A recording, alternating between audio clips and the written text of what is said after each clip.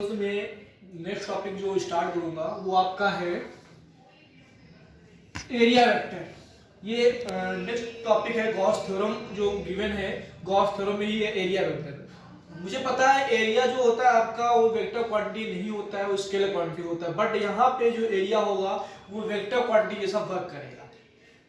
इसको हम area vector को कैसे रिप्रेजेंट करते हैं, तो हम लोग रिप्रेजेंट करेंगे इसको इस फॉर्म में। मान लिया छोटा सा स्मॉल सा एरिया है ये डी ए, छोटा स्मॉल एरिया क्या है डी ए। तो इसको इसमें डायरेक्शन शो होगी, तो ये एन कैप, ये जो आपकी डायरेक्शन शो होगी इसे बोलेंगे हम लोग एरिया वेक्टर। तो एरिया वेक्टर को हम इस प्रकार रिप्रेजेंट करते हैं, ठीक है ना। तो ये आपका हो गया एरिया वेक्टर, जिसमें कोई भी छोटा सा स्मॉल सा एरिया लेंगे, वो कोई एक डायरेक्शन शो करेगा, एक पर्टिकुलर डायरेक्शन शो करेगा। तो ये छोटा सा स्मॉल सा एरिया डायरेक्शन शो कर रहा है तो उसको बोलेंगे एरिया। क्या बोलेंगे? Area vector. ठीक है, आगे बात करते हैं हम लोग।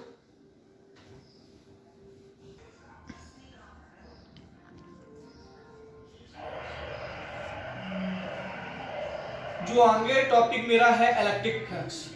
तो what is electric flux?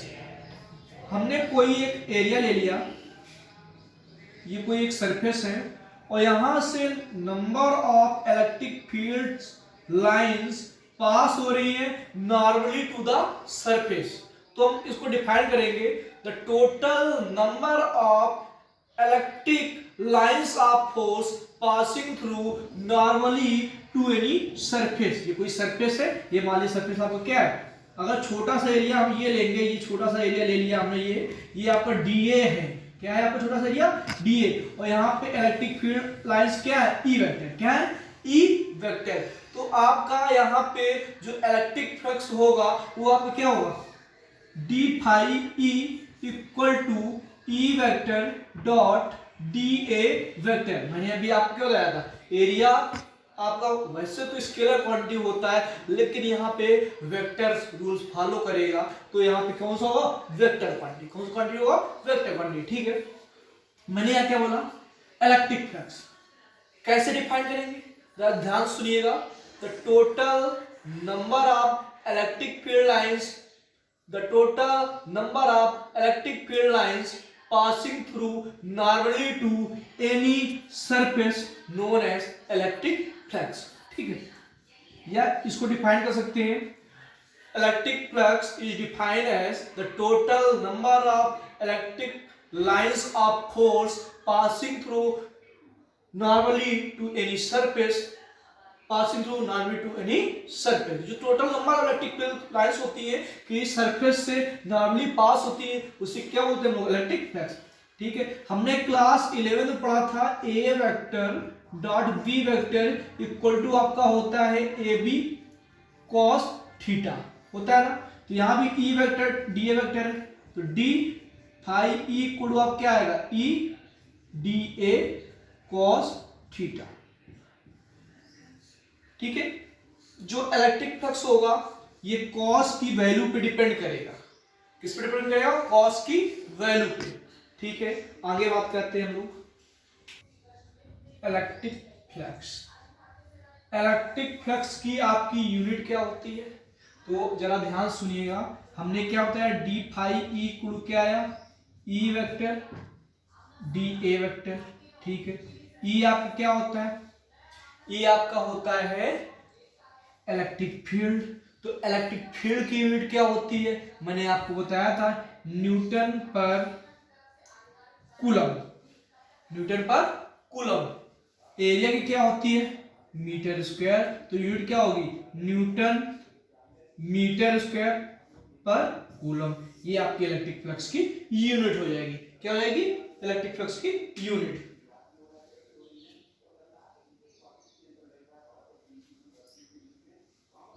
Next topic बात करेंगे हम लोग, बात करेंगे गॉस थ्योरम की, गॉसेस थ्योरम।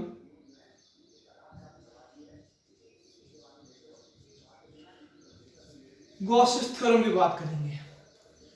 तो गॉसेस थ्योरम क्या थी?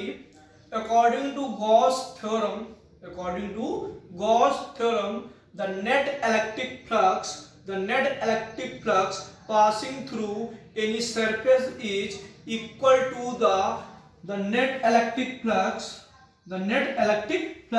passing through to any surface is equal to the 1 upon epsilon naught times of the net charge। मान लिया कोई ये सरफेस है, कोई भी सरफेस ले लिया, ये सरफेस इस प्रकार सरफेस है, ठीक है। तो गॉस ने क्या बताया, according to Gauss theorem the net electric flux passing through any surface is equal to the 1 upon epsilon naught time of the net charge. Net charge किसका, इस सरफेस का जो नेट चार्ज होगा उसके 1 अपॉन एप्सिलॉन नॉट टाइम्स होता है, क्या आपका होता है, इलेक्ट्रिक फ्लक्स, ठीक है ना। ठीक है, ये आपका हो गया phi E equal to Q upon epsilon naught, ये हो गया आपका गॉस थ्योरम। तो गॉस थ्योरम की जो डिफिनीशन है बड़ा ध्यान से सुनिएगा, लिख लीजिएगा। According to Gauss theorem the net electric flux passing through to some surface is equal to the 1 upon epsilon naught times of the net charge।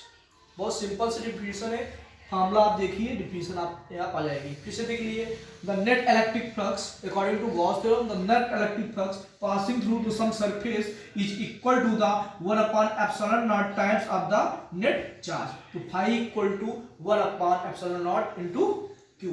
तो फाई इक्वल क्या है, क्यू अपॉन एप्सिलॉन नॉट। ये अब क्या हो गया, Gauss theorem. अब Gauss theorem की प्रूविंग करते हैं हम लोग, वही चलते हैं। नेक्स्ट जो टॉपिक मेरा है प्रूफ ऑफ गॉस थ्योरम, तो इसको हम प्रूव करेंगे। कैसे प्रूव करेंगे, हमने कोई एक सरफेस ले लिया, ये देखो भैया थोड़ा सरफेस हो गया मेरा।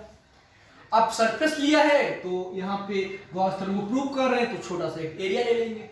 लो भैया, ये मैं एरिया ले लिया, इतना छोटा सा एरिया ले लिया, इसके सेंटर से इसको लिमिट करा दिया इस प्रकार। ये आपका सॉलिड एंगल होगा, क्योंकि 3 डायमेंशनल फिगर हो गया, स्फीयर है और स्फीयर में 3 डायमेंशन होती है, तो 3 डायमेंशनल फिगर हो गया।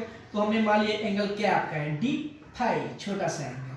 ये आपका एरिया है और इसमें इलेक्ट्रिक फील्ड आपका बाहर की ओर है, एरिया वेक्टर भी आपका कहाँ है, बाहर की ओर, डी ए, ठीक है। तो छोटा सा एरिया है तो छोटा सा इलेक्ट्रिक फ्लक्स होगा, छोटा सा इलेक्ट्रिक फ्लक्स आपका क्या होगा, D phi E equal to E vector D A vector.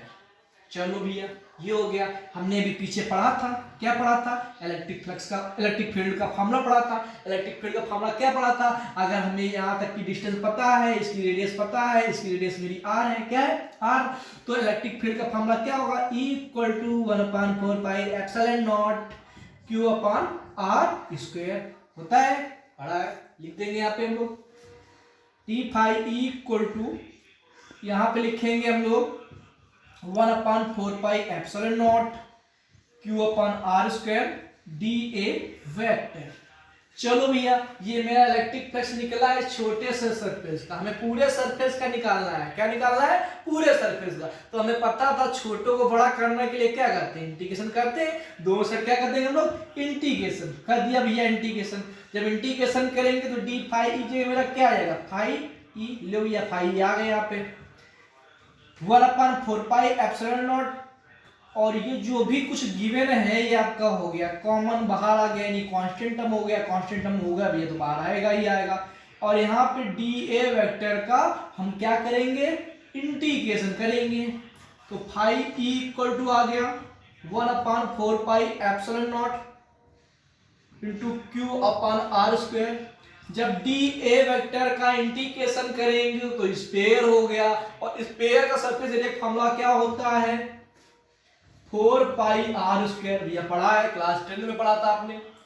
4 पाई से 4 पाई शहीद हो गए, आर स्क्वायर से आर स्क्वायर शहीद हो गए, बचा आपका क्या है यहाँ पे, phi equal to Q upon epsilon naught. यानी आपका ये लो भैया इलेक्ट्रिक फ्लक्स, जो इलेक्ट्रिक फ्लक्स निकला क्यू अपॉन एप्सिलॉन नॉट आया, और यही हमारे गॉस थ्योरम में बताया गया था। लो भैया प्रूव हो गया आपका गॉस थ्योरम। चलो आज इतना पढ़ते हैं, बाकी का